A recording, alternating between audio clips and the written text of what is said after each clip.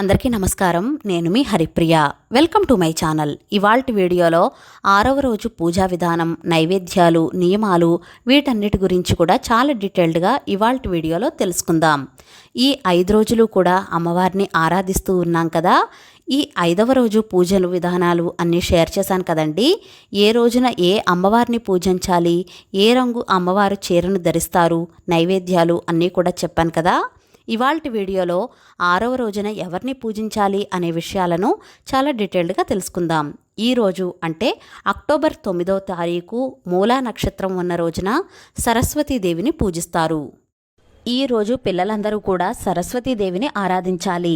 మంచి బుద్ధితో, మంచి నడవడికతో, మంచి జ్ఞానాన్ని సంపాదించి తెలివితేటలతో ఉండాలంటే విద్యాప్రదాయిని, చదువుల తల్లి అయినటువంటి శ్రీ సరస్వతీదేవిని ఆరాధించాలి.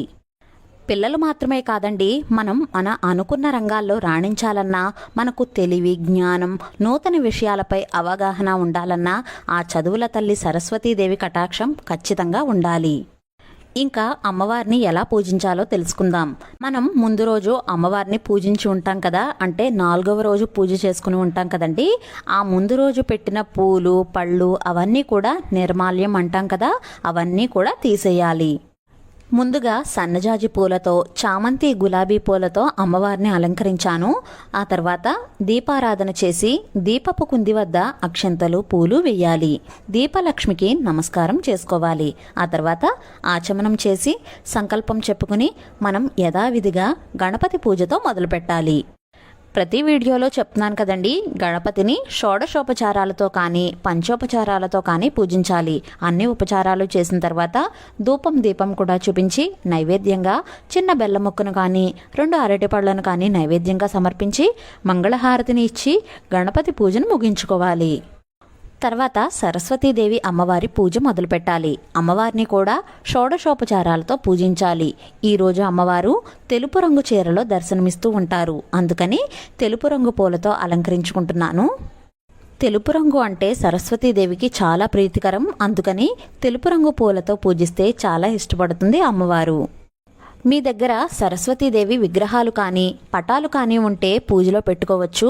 చిన్న విగ్రహాలు ఉంటే అభిషేకం లాంటివి కూడా చేసుకోవచ్చు. అసలు ఈ పూజ పిల్లల చేత చేయిస్తే చాలా మంచిది. సరస్వతీ కటాక్షంతో పాటు వాళ్లలో భక్తి భావన కూడా పెరుగుతుంది. ఈరోజు అమ్మవారు తెల్లని చీరను ధరిస్తారు. తెల్లని పూలతో పూజిస్తే చాలా మంచిది. తర్వాత మనం ప్రతిరోజు కూడా జవ్వాది పౌడర్ను అమ్మవారి పాదాల వద్ద వేసి ఆ తర్వాత ఆయా అవతారానికి సంబంధించిన అష్టోత్తర శతనామావళి అంటే 108 నామాలు చదువుకుని కుంకుమ పూజ చేసుకుంటున్నాం కదా. ఈరోజు కూడా ప్రతిరోజులానే అమ్మవారి పాదాల వద్ద జవ్వాది పౌడర్ వేసి సరస్వతీదేవి అష్టోత్తర శతనామావళి చదువుకోవాలి. తర్వాత సహస్రాలు, 12 నామాలు, సరస్వతీదేవి కవచం, సరస్వతి స్తోత్రాలు ఇవన్నీ కూడా చదువుకోవాలి. వీటితో పాటుగా ప్రతిరోజు కూడా లలితా సహస్రనామం కూడా తప్పకుండా చదువుకోవాలి. మీరు ఆ నామాలు, ఆ అష్టోత్తరాలు చదువుతున్నప్పుడు పిల్లల చేత పువ్వులు, అక్షంతలు వేయించండి. జ్ఞానప్రదాత సరస్వతీదేవి, జన్మ నక్షత్రం మూల. సరస్వతీ తల్లిని పూజించడం వల్ల వాక్కు, బుద్ధి, విజ్ఞానం, కళలు అవన్నీ కూడా బాగా వస్తాయి. సకల విద్యలకు సరస్వతీ తల్లి అధిష్టాన దేవత. శ్వేత పద్మాన్ని ఆసనంగా అధిష్ఠించి వీణ, దండం, కమండలం, అక్షరమాల ధరించి అభయహస్తముద్రతో భక్తులకు అజ్ఞాన తిమిరాలను దూరం చేస్తుంది. త్రిశక్తి రూపాల్లో సరస్వతీదేవి 3వ శక్తి రూపం.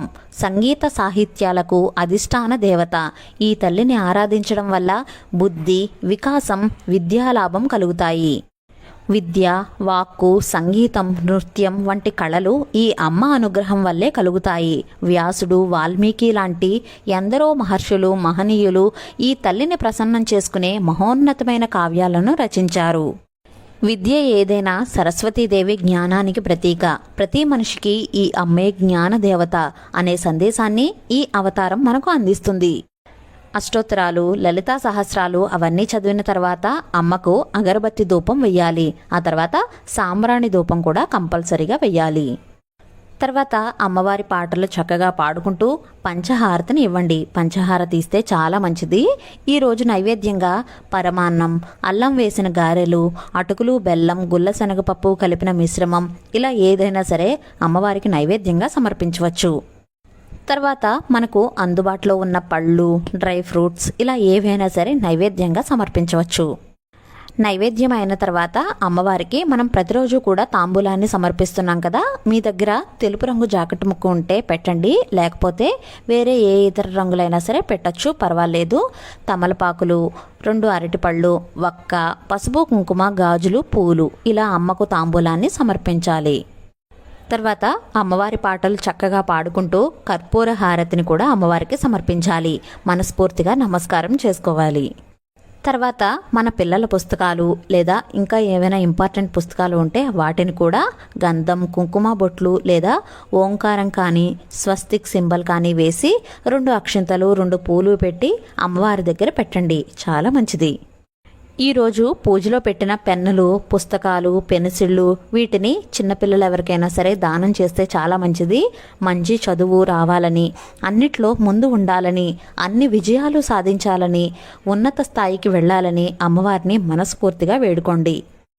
అమ్మవారి కరుణా కటాక్షం వల్ల అన్ని విజయాలు మన సొంతమవుతాయి. ఈ దేవి నవరాత్రుల్లో చాలామంది సరస్వతీదేవి అవతారం రోజు అక్షరాభ్యాసం కూడా చేయిస్తారు. అది కూడా చేయించడం చాలా మంచిది. ఈ దేవీ నవరాత్రుల్లో ఇంట్లో పొద్దున సాయంత్రం పూజ చేసుకుంటూ కూడా ప్రతిరోజు అమ్మవారి గుడికి వెళ్ళండి. అలాగే మీకు అందుబాటులో ఉండే ముత్తైదువులు అంటే 3 కానీ 5 కానీ 9 మందికి కానీ లేదా ఒక్కరికైనా సరే తాంబూలాన్ని ఇవ్వండి, చాలా మంచిది. ఎప్పుడూ కూడా మనం దానం చేసింది, మనం వేరొకరికి పెట్టింది మనకు మళ్ళీ తిరిగి వస్తుంది అని మన పెద్దలు చెప్తూ ఉంటారు కదా. మీరు కూడా తప్పకుండా అమ్మవారి పూజ చేసుకోండి. అమ్మవారి కృపా కటాక్షాలు మనందరిపైన ఉండాలని మనస్ఫూర్తిగా అమ్మవారి పాదాలు పట్టుకుని వేడుకుంటున్నాను. ఈ వీడియో మీకు నచ్చినట్లయితే please like, share, comment and subscribe to my channel. మరో సరికొత్త వీడియోతో మళ్ళీ కలుస్తాను. నేను మీ Haripriya. Thank you for watching.